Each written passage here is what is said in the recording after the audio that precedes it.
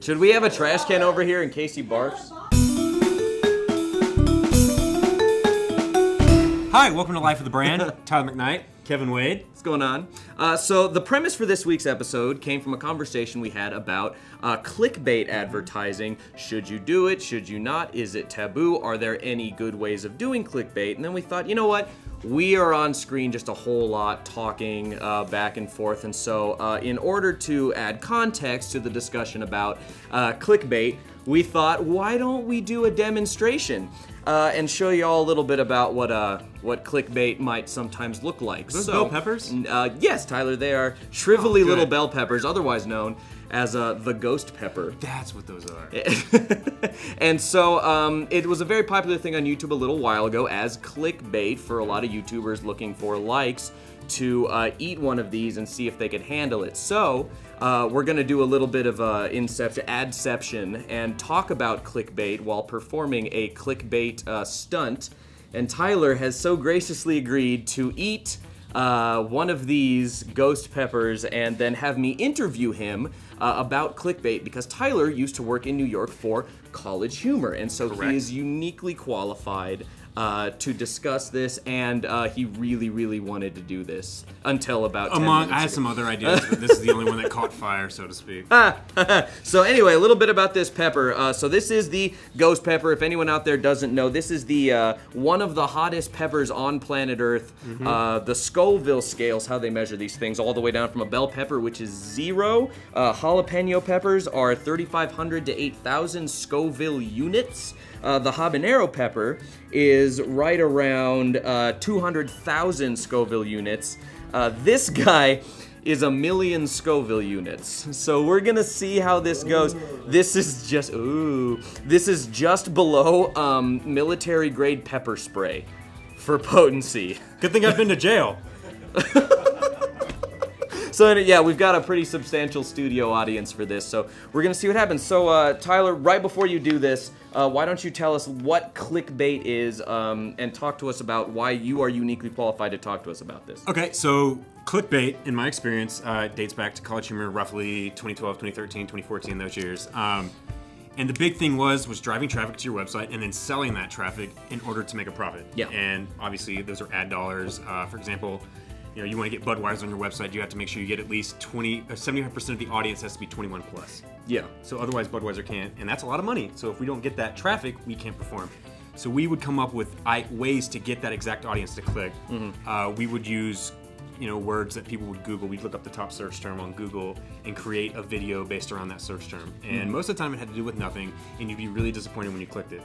Or you can do something stupid and guarantee the clicks and entertain people in the process. Which we'll talk about in a little bit because I don't want him to reveal too much. So for I wanna get example, this we could have going. Hot Cheetos sponsor this video. Yeah, there you go. And then it'd be clickbait for them clicking Or through this and Vaseline, do I don't with care. Ugh. All right, you ready for this? Sure. So I'm going to interview you further after you eat this pepper. So go ahead and put on your spicy cowboy hat. Where's the You salsa? spicy cowboy. Is there any salsa I can dip this in? I think you're good. You can dip it in ice cream. All right, go for it, I man. want to eat this one. Whole thing? Whole thing. Just, it's whatever you want. Just do whatever you want. All right, that was quite a lot. All right, how's it feeling? It's not that bad, yeah. Not that bad. Yeah, I'm just gonna go ahead and start asking you questions then.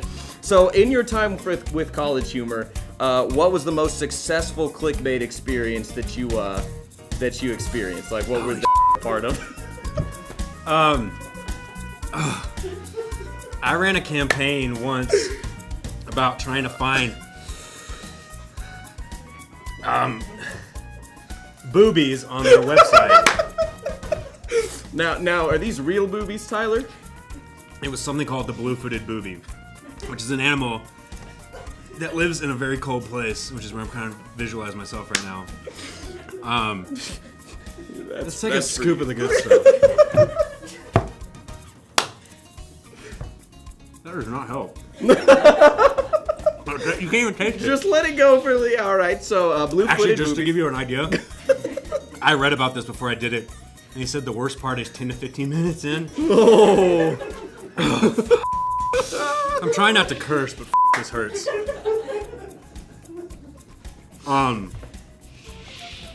ran a campaign called Find the Pair of Boobies on the website. And I buried deep within the archives of CollegeHumor a pair of blue-footed boobies. And I ran a campaign saying, find the boobies, and people thought they were gonna find them. I'm sorry, man, this sucks. And I'm like, can't even think straight. Don't drive drunk, don't drive after eating a ghost pepper. Yikes. Anyways, I buried it within the site, and we had people submit where they thought the pair of boobies were. Oh, okay. But then people found out it was a pair of blue-footed boobies. But it got 500,000+ clicks. So it worked, but people were pissed. Yeah. And it's now starting to get down in like my throat. The mouth is not as... It's the throat now? Uh-huh. Now, you're doing good. You're only kind of sweating a little bit from your I'm eyeballs. crying, man. I didn't even intend to do that. It just came out. You see it? It's pretty good. I almost rubbed my eyes. Don't rub your eyes. Here. He can have this. Have Why? this right My there. tears feel like they're hot. Yeah, they might be. Well, that's a very interesting story, Tyler. So, could you share with us a way that you think clickbaiting could be done correctly versus incorrectly? This hurts so bad. Incorrectly versus correctly. I think if you're a content marketer and your main job is being a content curator, like CollegeHumor or Huffington Post or something like that. Can you get me a banana? Yeah.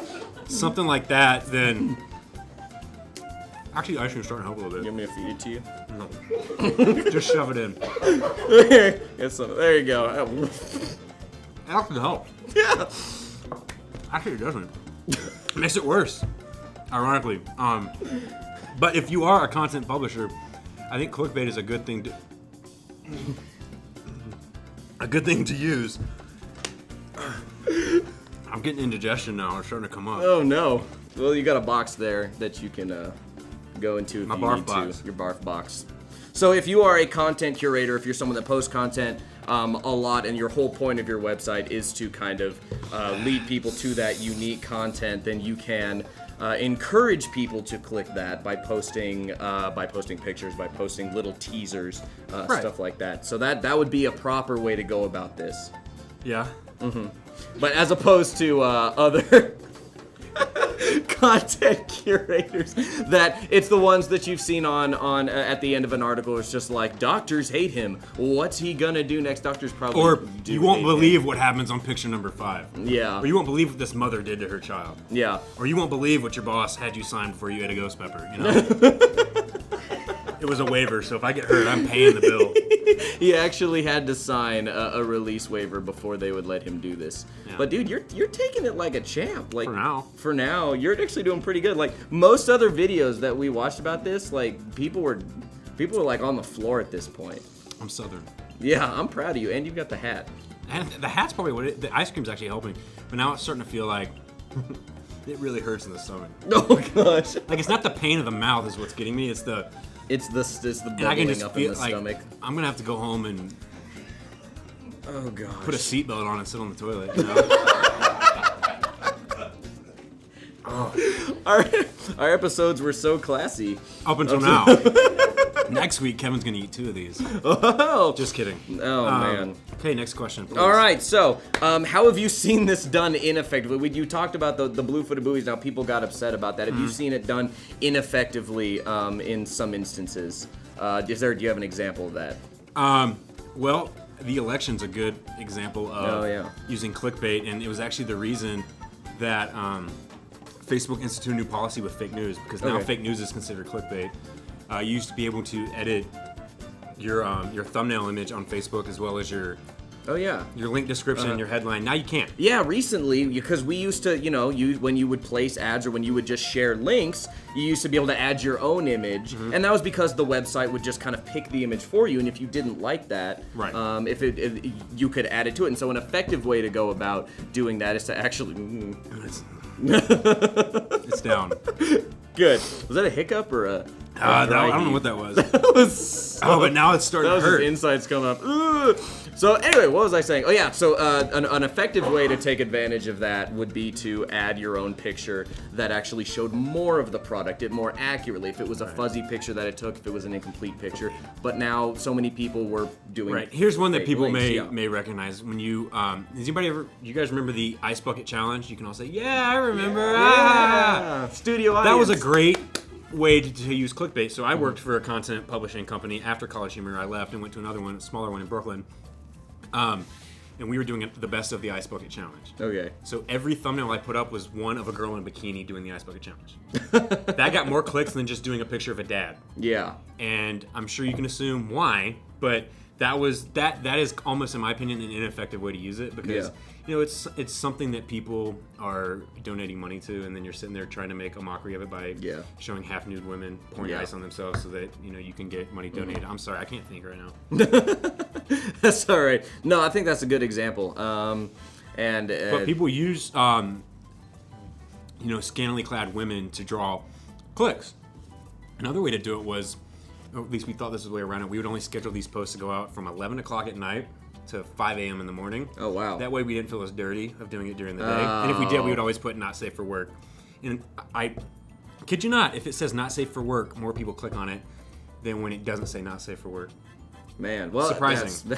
Welcome to society. But that's another way we A/B test, and it wasn't like it was a small discrepancy. It was a huge discrepancy between the two. And it's little things like that surprises you, and it's amazing the type of things, even text can be clickbait. It's not just the image itself. Yeah, absolutely. So I guess... Anybody want either? I'm just double dipping. No? Okay. Nah, you're good. That's yours. You can keep that. We got... It's good ice cream, though, that we got for you. Oh, I'm going to do the milk gallon challenge right now, too. The milk... Oh! I'm kidding. Well, it was like the only time I ever ate a habanero pepper. I also had to do the milk gallon challenge right after it. And so that actually helped. Like, the habanero, it wasn't that bad for that I'm long. not really feeling that much right now. Just my stomach kind of hurts. And that's good. Well, I feel like I just had a bunch of caffeine. I think we need, like, a round of applause for Tyler. You're a superstar. And that was actually a whole lot... Okay. That was actually a lot better of a conversation than I thought we were going to. I didn't think I was going to get anything out. That was good. But so the actual takeaway from this is there are a lot of ways online that you can encourage people to click on your content, a lot of different ways that you can encourage viewership. When done properly, it's a way that you can boost your own brand and boost your own image. YouTube channels that have actually made themselves famous from doing crazy stunts like this instead of just adding one of these in or something like that. And it really is a way for you to boost your brand and show your brand at its best. Just don't be inaccurate with it. Yeah. And also, now that I haven't died, everybody has started to walk out. So that shows you where they stand with me. Well, I'm proud of you. I'm proud of you. We're gonna... I'm sure they'll make me do something stupid in return, since I didn't have to do it this time. I'm gonna make Kevin walk all day with his shirt untucked. We're gonna... That's going too far. Is that too much? That's going... No. Well, I'm sure we'll come up with something. All right, thanks, guys. See ya. We'll see y'all next week with another episode of Life of the Brand. It hurts.